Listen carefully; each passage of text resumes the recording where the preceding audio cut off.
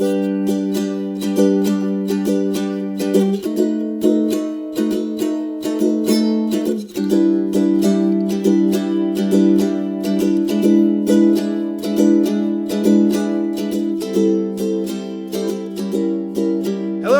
this is a new episode of Translating Love from the basement of our home with me, Woifi. And Dani. Thank you for listening and thank you for sharing. That it means a lot for us and it helps us a lot to get more listeners and to just reach more people. And again, if you can or if it's possible, please rate the podcast as well.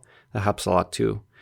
So let's go into this topic or into today's topic. So if you listen to the last episode, which you should, before listening to this one, because it's kind of a part 2, we're basically talking about anxiety. And the reason we put it into 2 episodes is because Wolfgang has health anxiety, which we talked about in the previous episode, and I have relationship anxiety. Yeah. And so because we already talked about kind of like the basics of anxiety in the first episode, we won't go into that in this one. No. So if you're listening and you haven't listened to the other one, stop this one. Stop this one immediately and go listen to the other one. What are you doing? Do it now. Do it now. Put it down. Arnold Schwarzenegger came in the room. Put it down. Go to the other episode and listen to this now. Listen to me. Okay, sorry. Are we done? Yeah. Okay. So yeah, before I go into what relationship anxiety is, I'll just give like a brief background of my anxiety because it didn't start as relationship anxiety. As I started to kind of go through and figure out what kind of anxiety I have, which was last year, I really dove into it more. I realized that I had really had anxiety for a long time. Yeah, most of us do, and we don't even know. Exactly. And for me, it's my first relationship with anxiety was as a kid in school. From literally as long as I can remember, I had massive test anxiety. And it wasn't your normal, like, test jitters where you go in and you feel like, oh, did I study enough? Or I'm nervous if I won't pass. I was to the point where I would almost have a panic attack every single time that test was put in front of me. I would study really hard and still fail because I didn't know how to study properly. It was all of it. I think that's a common problem in young people anyways. I think so too, but It's it not super lasted, uncommon. it didn't stop when I was a kid. So it was like basically once I started going to school until I stopped going to school. And even through when I studied here, I mean, you remember every time before I had an exam, I was in insane panic mode. Yeah, I mean... Like doubting every skill that I have Yeah. and everything that I've learned, But see, everything. I didn't think it was that bad here. Yeah, I mean, it's gotten better, but it was bad for a long time. So that was kind of like my first anxiety that I felt. And it grew into something else later, and we talked about it in the last episode. I mean, I had the 2, and I remember back, like, every time before I had, like, a big exam or test or like, something like that, I had to poop. That was... Yeah. I had to poop, like, everything came out. Mm-hmm. Yeah, and I had that until I studied at the university. Then it stopped. That's interesting. Because I felt more prepared and more, I don't know, overall confident. So I didn't, but back in school, that was like, I had to run to the toilet as soon as I came into the school that day. And yeah. That's so interesting. Yeah, that was weird. But so I basically, I mean, I struggled with depression from a pretty young age. When my parents got divorced, it came as kind of a shock to me and my brother because we never saw any arguing. We never saw any of that. They were just like this perfect couple. And so it was a little shocking for both of us that had happened. It's weird that they hid it from you. Yeah. That's kind of weird. I mean, towards the end, they fought more where we would hear them and we would just leave the house. But it wasn't really, I would say, until the last few months that they ever showed that around us, at least in a way that was obvious to kids. You know, you don't pick up on everything. I don't think my parents did the right thing, and because they fought a lot in front of us and screamed and stuff like that. But not showing it at all is also kind of weird. But at the same time, I'm not saying that they were pretending to be super, super happy all the time. No. But I mean more in the sense if it that, came, I mean, you don't, as a kid, you don't pick up on everything. So even if they were being kind of snappy with each other, you don't pick up on that really as a kid. But still, if you feel like, oh, it's a shock that they get divorced, it's still, yeah. Yeah. I mean, it's. I think it's okay. Some people do it like that. Some people do it like that. But yeah. Yeah. Sorry. But, no, it's fine. So that kind of was like the start of depression for me, and like not understanding what I was feeling and why I was feeling it. And then we had a lot of death in my family, all unexpectedly, within a very short time span. And the hardest one for me was when my grandmother committed suicide, and I was 18, 19. And that was the hardest one for me. And from there, I kind of spiraled downward pretty hard. And I stopped going to classes at university, and I eventually got kicked out of university for a semester, I think. They told me I was forced to take a semester break. And I think part of that also stemmed the anxiety. And then later I suffered a trauma in 2016, and that was kind of the... I mean, to be honest, your grandma dying is a trauma too. It's not... No, sure. Not like every death is a trauma. No, absolutely. I mean, it still affects me today. Yeah, and so I think that I've never really been able to pinpoint where my anxiety exactly came from, but I think it's because I can't pinpoint it. I think there were so many things that led to it that there is no one event that made it happen. But yeah, so basically all of that to say, I discovered after, thankfully, Wolfgang gave me this book to read, which we will also link again. We talked about it in the last episode, and we'll link it again in the description of this one. Just talking about anxiety and what you can do and what it means and all of that. And it really opened my eyes to, okay, I can actually call it what it is. I can say this is what I have. And it was kind of the first time that I said, oh, I have anxiety. That's what it is. Because I never really was able to say definitively what was going on. I mean, I remember telling you that it was anxiety, but you said, no, it's not. Like a lot. You said, no, it's not. And I told you, yes, it is. I know. Yeah. So once I read that book, the book spoke to me a lot, and it gave me a lot of helpful tips. But at the same time, I was like, it didn't quite explain what I have.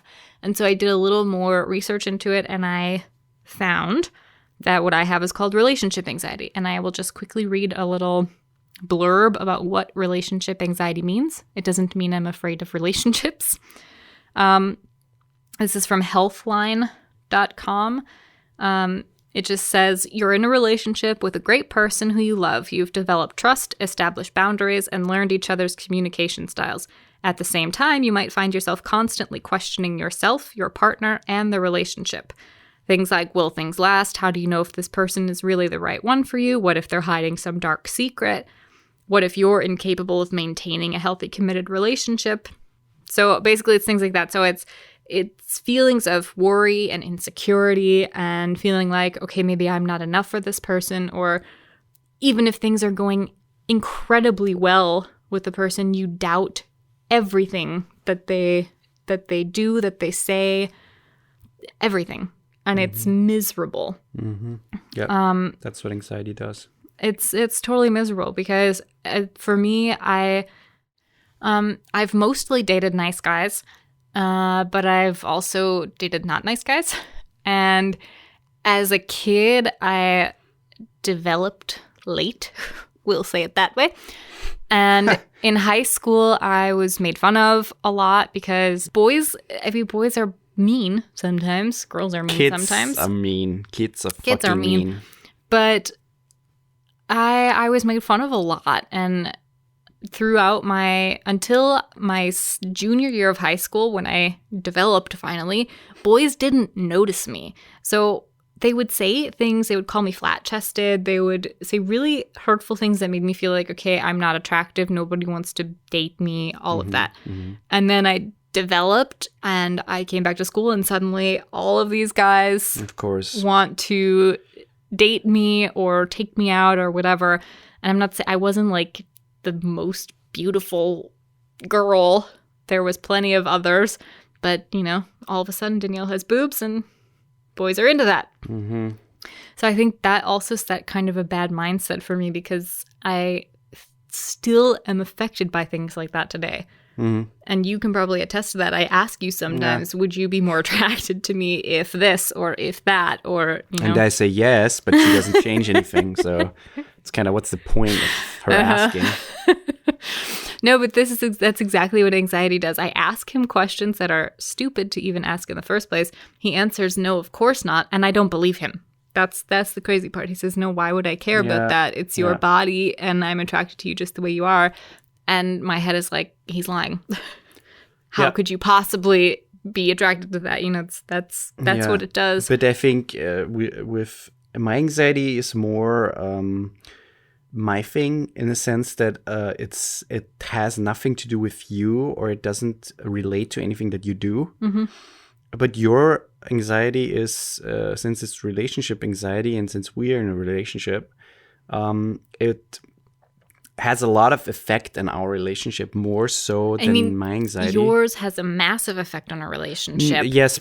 But not in the sense that you're not questioning things that I do or questioning things about our relationship. Exactly. So I'm part of this anxiety, basically. I'm part of her thought patterns and what I do or what I say. And a big thing, I think, is to realize that anxiety is something that only you yourself can fix.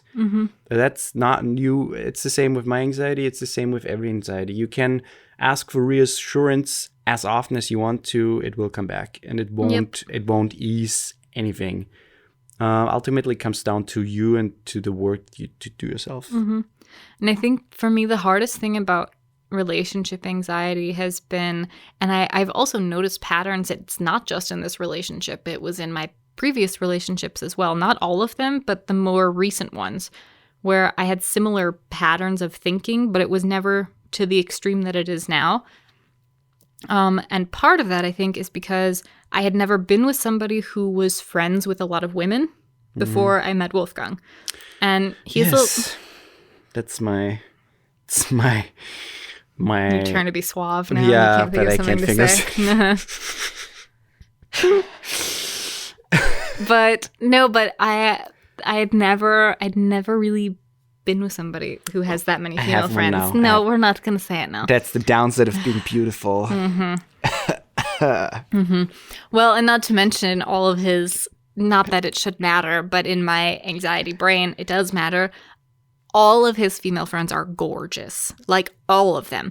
And some of them, he's like, no, she's like my sister. And my head's like, fuck that. There's no way that you can think that person's not gorgeous. But whatever. That's how the brain works, right?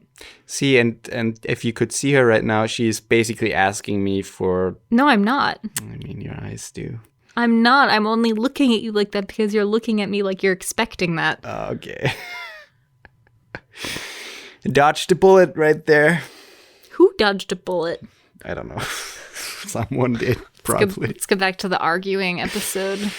That might happen now.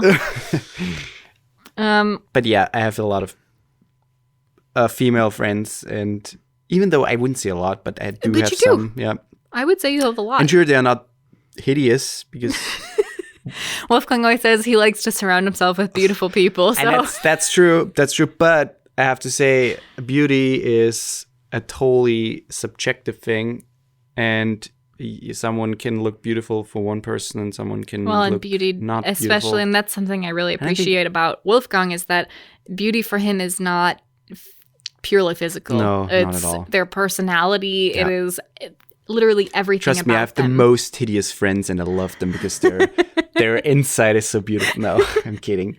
No, I don't think that anyone is hideous or whatever. But No, but it was an adjustment for me is the point I'm trying to make. It was yeah. an adjustment when sometimes he would say, oh, I'm going to go get coffee with this person. And it was another woman. And it's like, okay, that's weird for me. That's something that took me a really long time to get used to. Yeah.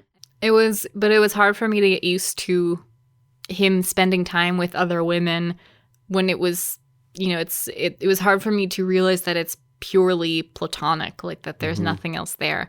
And I think that's hard in any relationship. I think that no matter if you have anxiety or not, I think that's something that's always kind of Sure. It comes back, and it's always something that's, I don't know about that. Am I comfortable with that? Yeah. But when you have relationship anxiety, it's to the next level. But I also where it's like I trust this person. I think that's the hardest thing for me. I trust this person, but it does not seem like I trust. Like, I will tell him constantly how much I trust him, but it doesn't show that I trust him when I have these anxious thoughts. But that's also something that that's what I mean, that your relationship anxiety has more to do with our relationship, because I had to adjust to, I wanted to help you, of course, and I reduced the contact or reduced seeing them, and I tried to make it easier for you, or I tried to make it in a way that it helped you more, that you don't feel anxiety all the time. So, and there were things that I did that helped you, hopefully. Yeah, but on the honest side, there were things that you did that made it worse. Yeah, sure. That's true. Not like he cheated or something. That didn't happen. No. No, there was just that. So we won't go into like the crazy details, but essentially one of the people that he's friends with is someone that he dated a very long time ago. Yep. So in my head, I know how stupid it is for me to feel any feelings of what if something were to happen with the two of them. But at the same time, it's kind of built into our brains. I think especially in the US here, I think it's so different how you have relationships with women. But like friendships with women, it's so different. I don't think that's true, because I think that's up to, I know a lot of male people, men, that they don't have any female friends. And they could never have female friends. And I know the opposite. But it's more common here. I've noticed that I talk to so many people that I have met here, have male or female, have a almost equal amount of female friends as they do male friends. I don't know what that is. I don't know where it comes from. And the whole dynamic of stories you've told me about how high school was for you, the whole dynamic between males and females is insanely different than it was when I was in high school. Yeah, it's different, yeah. But just for that in general, I mean, it's not the easiest thing for me to be like, oh, he's friends with his ex, and they talk about things that are, pretty intimate. Yeah. Intimate in the sense that they're like deep conversations. Personal details. Yeah. Yeah. And so that was not so easy for me.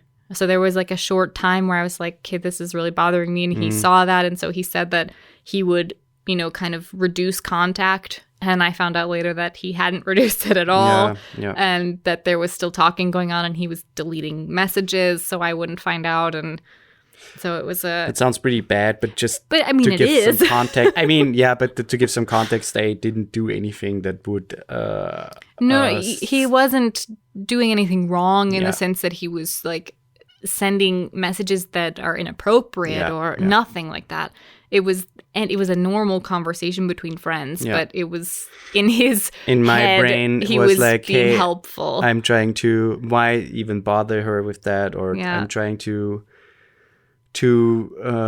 not show her things and not make it seem like I do still. And it was a and that has choice. Since stopped. I mean, we've discussed how dumb that was. It was a pretty bad, dumb choice. But you learn and you go through those things. But so then, that of course also causes more anxiety. So for a while, the anxiety just about that relationship was insane. Like, insane. Yeah. I mean, the anxiety basically finds something that it clicks to or connects to, and you just dive into this just one thing. For you, it was my ex, and for me, it was cancer.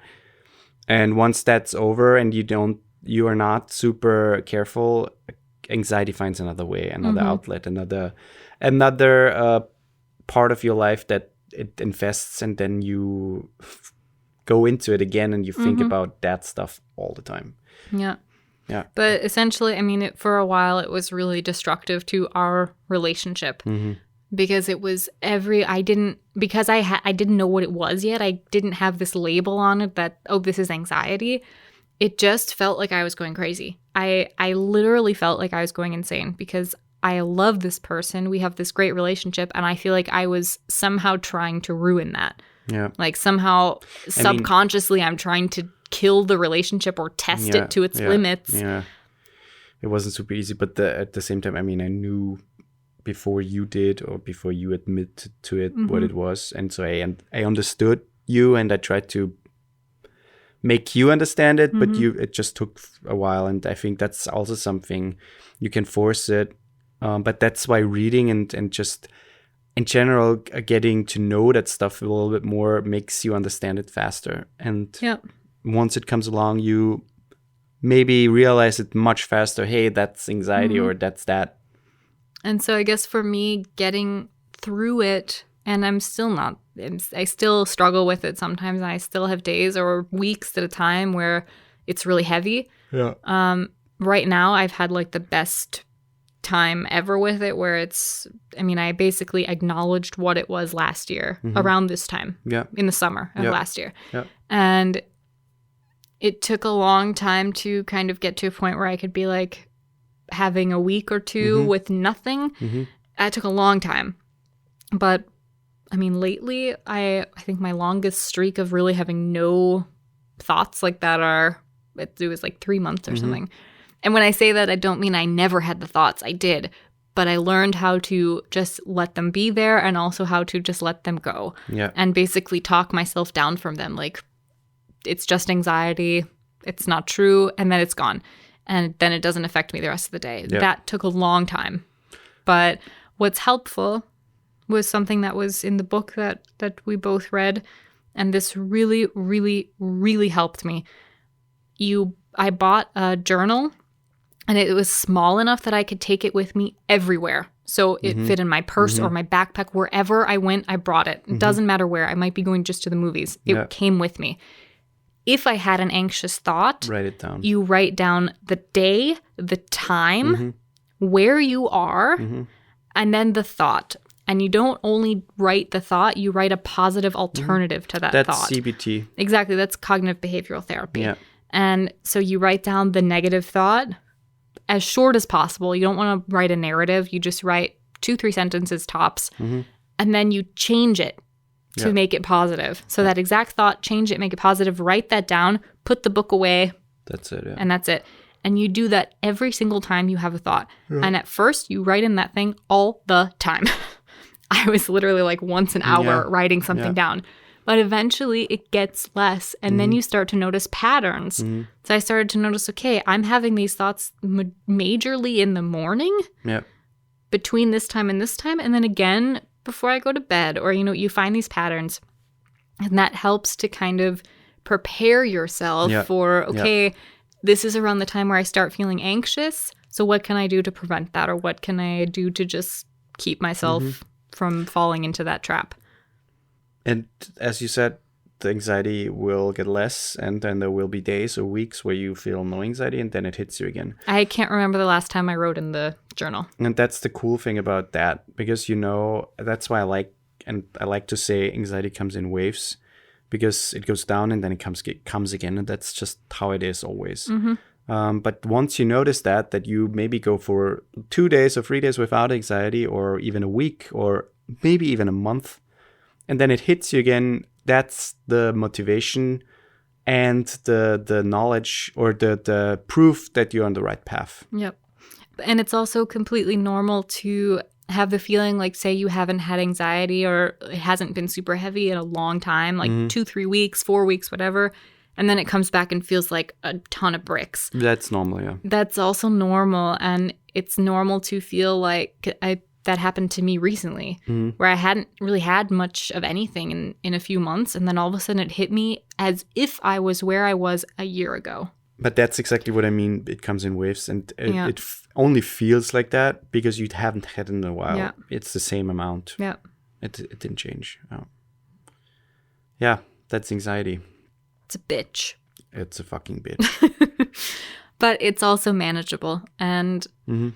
I think in my case with relationship anxiety, the most important things for me have been to learn how to be more accepting of the things that make me uncomfortable. Mhm. Because it's okay to be uncomfortable. Yeah. But you have to learn, or at least I had to learn, to trust, which I had a lot of trust issues as it was because of past trauma and things I did and stuff. Yeah. And it was after my trauma in 2016, my trust abilities were just completely shot. And that was also that took some kind of rebuilding of a lot of things. And I think just learning to trust things again was a really big step into not letting those things that are uncomfortable feel so heavy. Mm-hmm. And yeah, they're there, they come, and I'm not going to say that certain things don't make me uncomfortable still, because they do. And it's not like certain relationships or certain, I don't know, things that happen don't bother me, because they do. But I've also learned to accept that that's okay. And that if you're open with your partner about those things, yeah, in a way that shows them that you trust them, it just makes you uncomfortable, then I think that's also important. Yeah. To not pretend like you're totally fine, but to be open about your feelings. And yeah. Yeah. I think with anxiety especially, it's always good to be open about it and to try to explain it so the other person understands it, because you never are able to make them feel what you feel or experience what you experience in those times. But at least to feel understood, that alone helps a lot. Because again, ultimately it's up to you to change your thoughts, to change your thought patterns, and to be the change to make anxiety go away or to make it less noticeable. Yeah. Basically, what in the book he refers to it as rewiring your brain. Yeah. And I think that's a really good way to look at it. That's like there are physical wires in your head and you need to switch them around to make it function better. And it's super easy.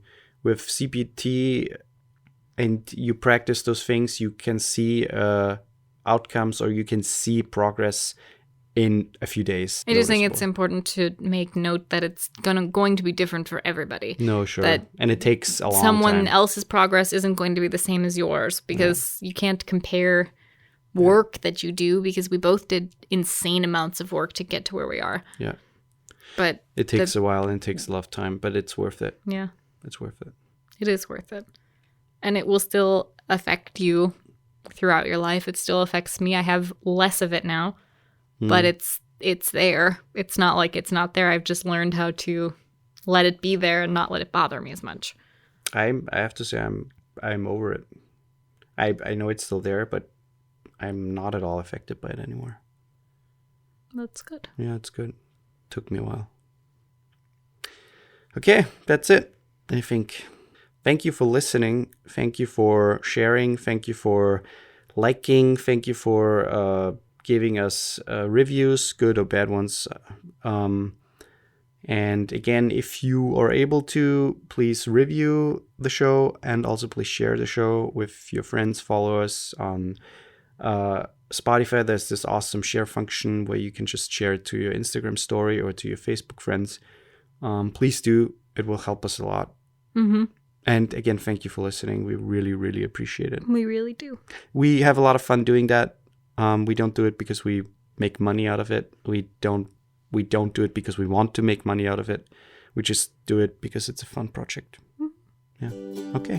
Okay. Bye. Bye.